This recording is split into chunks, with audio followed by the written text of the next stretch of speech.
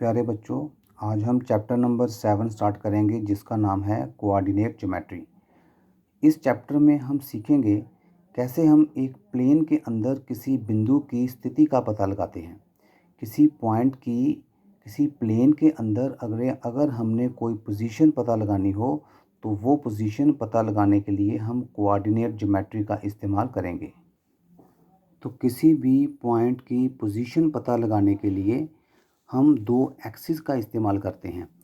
दो एक्सिस की हेल्प से हम किसी प्लेन के अंदर किसी भी पॉइंट की पोजीशन फाइंड कर सकते हैं। ये हमारी दो लाइंस हैं जिनको हम एक्सिस बोलते हैं। ये जो पहली लाइन है ये एक्स एक्सिस है, ये हॉरिजॉन्टल लाइन है एक्स डैश, और ये जो वर्टिकल लाइन है इसे हम बोलते हैं वाई एक्सिस। ऊपर लिखेंगे वाई, नीचे लिखेंगे हम वाई डैश। तो ये दोनों लाइंस एक दूसरे को जिस पॉइंट के ऊपर काटेंगी उस पॉइंट को हम बोलेंगे ओ, और ओ को हम बोलते हैं origin. The point at which X axis and Y axis intersect is called origin. Origin के कोऑर्डिनेट्स हमेशा होते हैं 0 0। ओरिजिन के जो कोऑर्डिनेट्स हैं इसमें एक्स की वैल्यू भी 0 होगी और वाई की वैल्यू भी होगी 0। तो ये जो दो एक्सिस हैं ये एक प्लेन को 4 पार्ट्स में डिवाइड करते हैं। पहले को हम बोलते हैं इसे फर्स्ट क्वाड्रेंट, इसे बोलेंगे सेकंड क्वाड्रेंट, ये है हमारा थर्ड क्वाड्रेंट, और ये लास्ट वाला ये बनेगा फोर्थ क्वाड्रेंट। एक्स एक्सिस और वाई एक्सिस किसी प्लेन को 4 क्वाड्रेंट्स में डिवाइड करते हैं।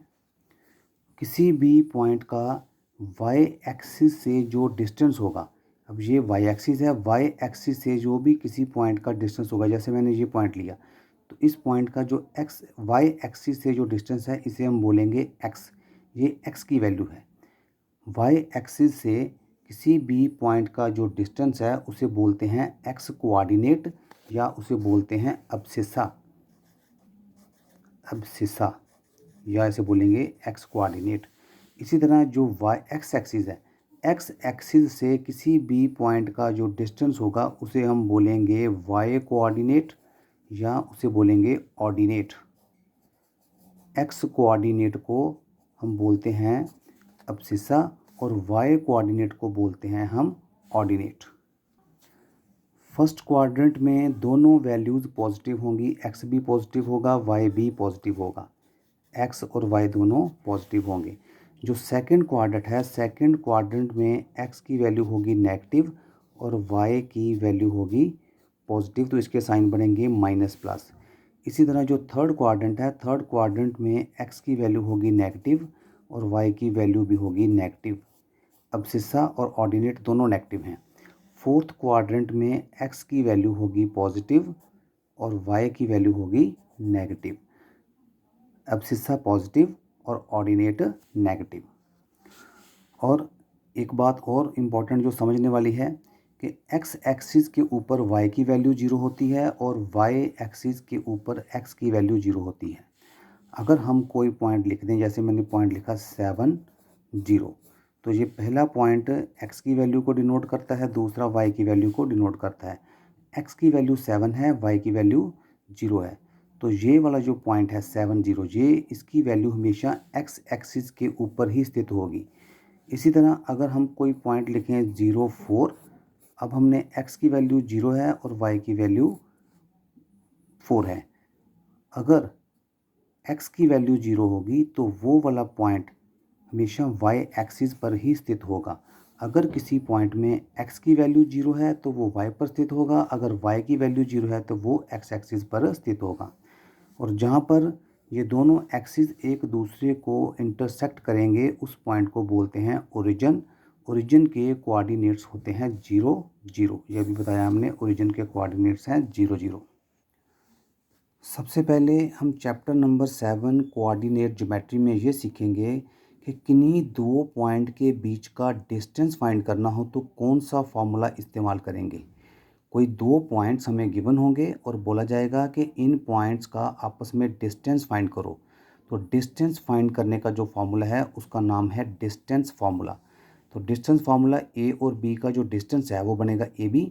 इसे फाइंड करने के लिए जो फार्मूला इस्तेमाल किया जाएगा वो फार्मूला हम इस तरह से पढ़ेंगे, x2 minus x1 whole square plus y2 minus y1 whole square. अब हम इसे एक एग्जाम्पल की हेल्प से समझेंगे। हमारे पास पहला पॉइंट है ए जिसके कोऑर्डिनेट्स हैं 3 2। सेकंड पॉइंट बी है जिसके कोऑर्डिनेट्स की वैल्यू गिवन है 7 और 5। अब इसमें जो फर्स्ट पॉइंट है इसका जो फर्स्ट कोऑर्डिनेट है ये x की वैल्यू है, सेकंड कोऑर्डिनेट y की वैल्यू है। सेकंड पॉइंट में भी जो फर्स्ट पॉइंट है x की वैल्यू है, जो सेकंड पॉइंट है ये इसके y की वैल्यू है। तो फर्स्ट पॉइंट को हम सपोज करेंगे x1, ये बनेगा y1। इसी तरह x2 की वैल्यू आएगी 7 और y2 की वैल्यू आएगी 5। अब हमने डिस्टेंस फार्मूला इस्तेमाल किया ए बी का, x2 minus x1 whole square plus y2 minus y1 whole square.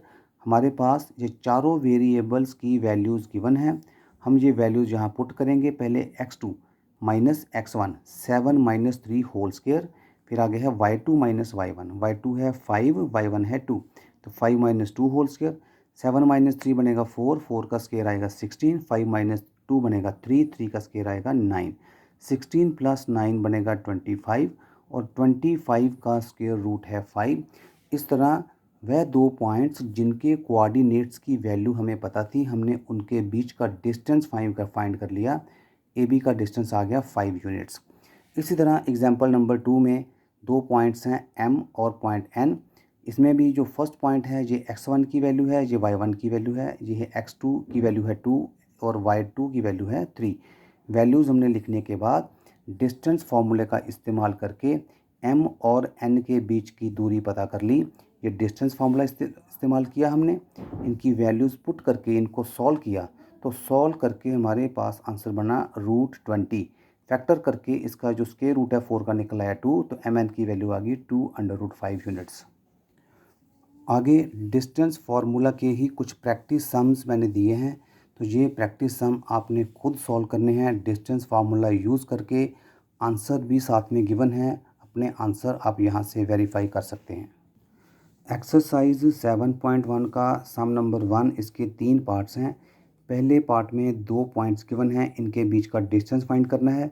दूसरे पार्ट में भी दोनों पॉइंट्स के बीच का डिस्टेंस फाइंड करेंगे और तीसरे पार्ट में भी दोनों पॉइंट्स के बीच का डिस्टेंस ही फाइंड करना है। इसके लिए हम यूज़ करेंगे डिस्टेंस फार्मूला। तो सम नंबर 1 का जो फर्स्ट पार्ट है, इसे फर्स्ट पॉइंट को हमने ए सपोज कर लिया, सेकंड को हमने बी सपोज किया।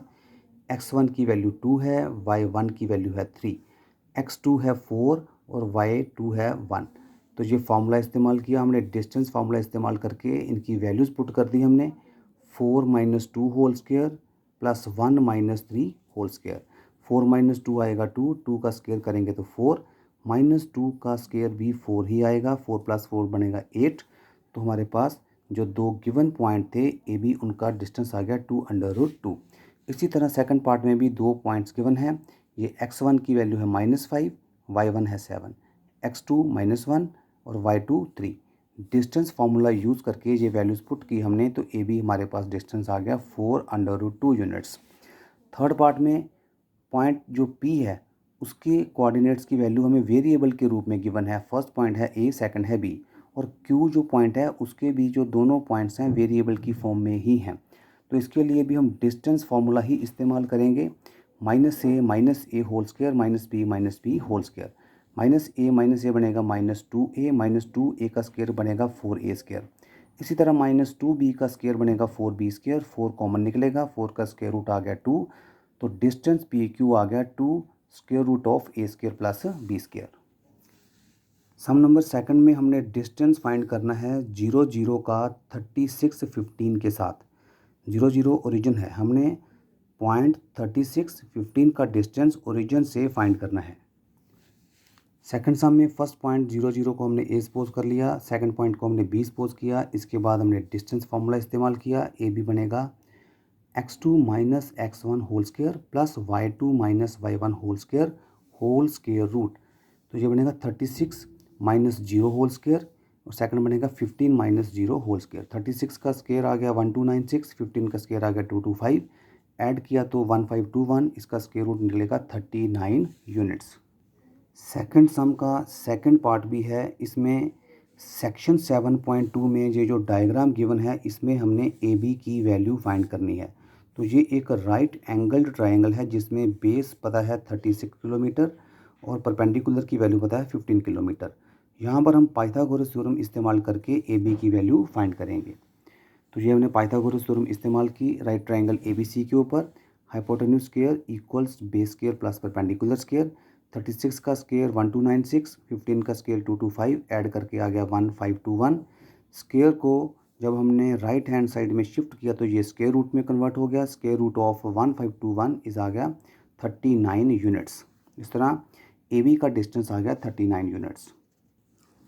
आगे एक्सरसाइज 7.1 का सम नंबर 3 में 3 पॉइंट्स की वैल्यू पता है।